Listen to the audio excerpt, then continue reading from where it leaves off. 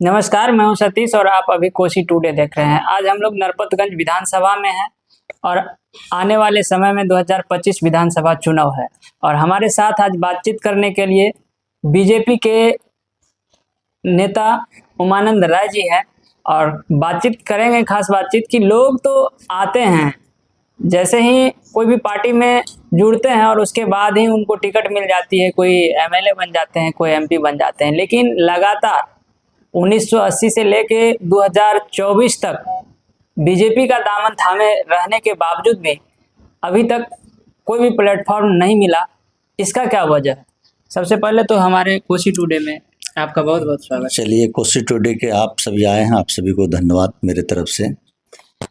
आप बीजेपी का दामन तो 80 से लेकर 2024 तक थामे हुए हैं, लेकिन लोग आते हैं और कोई मंत्री बनते हैं, कोई विधायक बनते हैं, कोई सांसद बन जाते हैं, लेकिन आप अभी तक कोई प्लेटफॉर्म पे नहीं पहुंचे, आप कुछ नहीं बन पाए हैं। इसका क्या कुछ वजह रहा है? इसका वजह रहा है जो हम लोगों का आज की राजनीतिक में लोगों का प्रदेश स्तर पर पकड़ होनी चाहिए, राष्ट्रीय स्तर पर पकड़ होनी चाहिए। आपकी बातों को भी वहाँ तक रखिए। जहाँ तक सवाल है कि हम जिस जात से, अमात जात से बिलोंग करते हैं, हम लोगों का नेतृत्वकर्ता प्रदेश स्तर पर कोई पद में नहीं रहा, जिसके कारण हम लोगों की ज़मीनी बात को वहाँ तक नहीं पहुँचाया गया। हम एक संघर्षशील कार्यकर्ता बन के रह गए और पार्टी के लिए तन मन धन से समर्पित रहे और समय अनुसार जो निर्देश पार्टी का मिलता रहा वह काम हम लोग करते रहे, चाहे वह बूथ स्तर का काम हो या पंचायत स्तर का काम हो या प्रखंड स्तर का काम हो, जिला स्तर का काम हो। चूँकि हमने मंडल अध्यक्ष 2003 में नरपतगंज मंडल में रहा, इसके बाद हम जिला में किसान मोर्चा का अध्यक्ष भी रहा, इसके बाद पूरे जिला का हम सदस्यता प्रभारी भी बन के रहे। इसके बाद जिला के आदेश के अनुसार जिन विधानसभा में मुझे जो दायित्व दिया गया, संगठनात्मक या चुनाव के टाइम में या संगठन के काम के समय हो, हमने अपने ईमानदारी पूर्वक काम करने का काम किया। जो आदेश मिला वह आदेश को हमने पूरा किया। लेकिन जो जमीनी रिपोर्ट प्रदेश को मिलना चाहिए, एक साधारण कार्यकर्ता को आगे बढ़ाना चाहिए, वह काम संगठन के नेतृत्वकर्ता या संगठन के लोगों को चाहिए। जो जमीन पर काम करता वैसे लोगों को भी उनके समय अनुसार प्राथमिकता मिलना चाहिए, पद मिलना चाहिए, चाहे वह एमएलए का पद हो कि राज्यसभा से हो कि विधान एमएलसी का पद हो या संगठनात्मक ऊंचे स्तर पर पहुंचाने की बात हो। तो वो सब चूंकि नहीं कर पाया, लोगों ने नहीं ले पाया। कुल मिलाकर कहने का अर्थ यही हुआ कि अब बीजेपी भी जो है बड़े बड़े लोगों को खोज रही है, बड़े बड़े उम्मीदवार को खोजने लगे हैं कि जो दबंग हो, जो मतलब अपने आप में बहुत बड़ा चेहरा हो, उसको टिकट दिया जा रहा है। बिल्कुल निस्संदेह मैं आप कह सकता हूँ, इसमें अब हमारे तरफ से कोई ब्रेक नहीं होगा, क्योंकि जो व्यक्ति सामर्थ्यवान है, धनवान है, गुणवान हो न हो, धनवान जो व्यक्ति है वैसे व्यक्ति को वो आगे बढ़ाना चाहता है। तो जो समाज के लोग जितना फास्ट रहा, वह अपना अधिकार का मांग किया तो समय पर उसको मिला। जो नहीं संघर्ष कर पाया, अर्थात हम अमात समाज संगठित नहीं हुए, जिसके कारण हमारा फायदा उन्होंने उठाया, हमारा मतदान उन्होंने लिया। जो चीज़ आज आप बता रहे हैं, पिछले 45 साल में जब आपको कोई प्लेटफॉर्म नहीं दिया गया तो उस समय आप क्यों नहीं विरोध किए और फिर कोई दूसरा पार्टी में रुख क्यों नहीं किए? नहीं, ऐसा है ना कि हर व्यक्ति का अपना विचार होता है कि हम किस दल से, किस व्यक्ति से जुड़े। तो भारतीय जनता पार्टी का जो नेतृत्व करता रहा वह मुझे पसंद आया, उनका कार्यकाल पसंद आया, उनका कार्य योजना पसंद आया, देश से रिलेटेड हो या विदेश से रिलेटेड हो।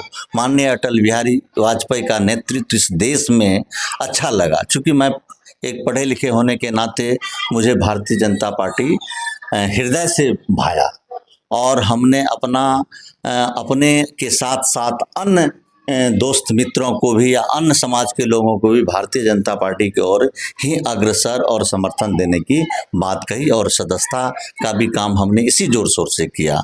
और बाकी रही बात आगे बढ़ने की या छोड़ने की, तो मेरा मन जहाँ करेगा मैं वहीं न रहूँगा।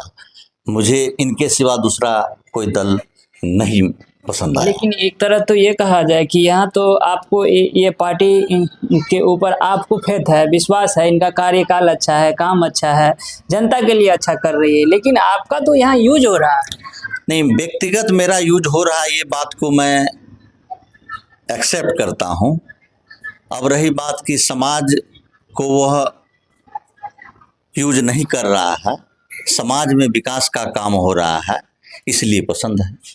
चलिए, लेकिन अब आने वाले 2025 के लिए क्या कुछ सोचे हैं? पार्टी आपके और ध्यान दे रही है या कुछ ऐसा है कि नहीं? निस्संदेह ही मैं पिछले दफ़े से ही 2 टर्म से आगामी 10 वर्षों से मैं प्रयासरत हूँ फॉरबिसगंज विधानसभा से, और वहाँ से मैं अपना बायोडाटा प्रदेश कार्यालय में समर्पित किया। साथ ही साथ जिन नेताओं को मैं नज़दीक से समझा, जो हमारी बातों को बोर्ड में रख सके, मैं उन लोगों से भी संपर्क करने का काम किया। और परिस्थितिवश जो भी बहाना हो, वह बहाना के कारण मुझे टिकट नहीं मिला, और मैं अब चूँकि हर चीज़ का एक इंतज़ार, बिना की तार को इतना न टानो, इतना न टानो कि वह टूट जाए, तो शायद हमको लगता है कि मधुर आवाज़ अब समाप्त होने जा रही है, अब टूटने की कगार आ रही है। और हम लोग जैसे कार्यकर्ता को यदि अब समय के अनुसार नहीं लाया जा रहा, तो लगता है कि शायद मुझे अब टूटने की समय आ रही है, आ चुकी है। ऐसा मुझे भी अब आत्मा से आभास आ रही है। क्योंकि जब आप प्रदेश में बैठ के इतने विद्वान लोग बैठे हुए हो और आप एक समर्पित कार्यकर्ता का ध्यान आपका नहीं जा रहा है, तो ये बड़े दुखद विषय है। क्योंकि मोदी जी वहाँ से नहीं देख लेंगे। मोदी जी का जो यहाँ अधिकृत व्यक्ति है, उसको देखने की ज़रूरत है। तो कहने का अर्थ ये है कि मोदी जी का सब कुछ सही है, उनका जो गाइडलाइन है वो सही है, लेकिन यहाँ जो उल्टा सीधा हो रहा है सरजमी पे, तो ये कौन कर रहे हैं? ये सब आरोप मेरा प्रदेश के जो लीडर हैं उन पर आ रहा है, उनके बोर्ड पर आ रहा है। उनका जो सर्वे होता है वह सर्वे गलत है, उनकी सोच जो है वो गलत है, उनका ध्यान जो है गलत है। अच्छा, अभी भी आप बीजेपी के प्रति पूर्ण रूप से समर्पित है? आने वाले विधानसभा के लिए भी आप बीजेपी के लिए काम कर रहे हैं? जी, निस्संदेह ही मुझे इस बार विश्वास है कि मुझे फॉरबिसगंज विधानसभा से प्रत्याशी बनाया जाएगा। ऐसा मुझे अपनों में पूरा विश्वास है। चूँकि यहाँ से जो भी रिपोर्ट जा रहा है, या हमारा यहाँ का जो सांसद है, वो खुलेआम इस बात को जान रहा है कि कितने समर्पित कार्यकर्ता हैं, कितने दिनों से लगे हैं। और साथ ही साथ जब भागीदारी की बात आती है, तो पूरे बिहार में अमात समाज को कहीं स्थान नहीं मिला है।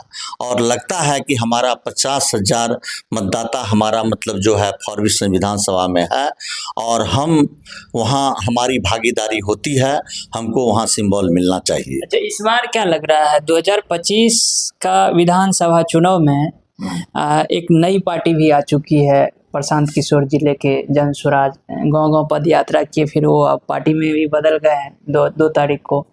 लेकिन इसका क्या कुछ प्रभाव पड़ने वाला है? देखिए, इसका प्रभाव भारतीय जनता पार्टी पर नहीं पड़ेगी, और इसलिए नहीं पड़ेगी कि जो विक्षुब्ध लोग अन्य दलों से है, वो एक तरह का मतलब परेशान करने की बात चलेगी, कुछ न कुछ मत का इफेक्ट करेगा, लेकिन भारतीय जनता पार्टी को इस पर कोई असर पड़ने वाला नहीं है। वो तो दावा कर रही है कि 243 सीट में 243 सीट हम जीत के जो है सरकार बनाने का काम करेंगे। चलिए, प्रशांत किशोर जी भी बड़े ऊंची चीज़ है, और बहुत विद्वान आदमी है वो भी, और उनकी भी सोच बहुत ऊंची है। वो अपना प्रयास कर रहा है, लेकिन हम ज़मीन पर जुड़े हुए कार्यकर्ता, हमको नहीं लग रहा है जो जन स्वराज पार्टी का कोई स्थान मतलब जो है अररिया जिला में बन पाएगा। चलिए, अंत में आपको देश दुनिया के तमाम लोग देख रहे हैं, अपने पार्टी की ओर से क्या कुछ संदेश देना चाहेंगे? हम अपने राष्ट्रीय नेतृत्व, प्रदेश नेतृत्व और हम अपने जिला के वरिष्ठ नेताओं को यह कहना चाहेंगे कि आप ज़मीनी कार्यकर्ता पर ध्यान दीजिए, जिसका हक है उसको स्थान दिलाइए। और चूँकि मैं बहुत दिनों से भिन्न भिन्न पदों पर उनके दायित्व का निर्वहन किया है, मेरा हक बनता है कि मेरी बातों को प्रदेश स्तर पर रखी जाए, राष्ट्रीय स्तर पर रखी जाए और हम अमात समाज का जो हक है हमको दिलाने का काम करें।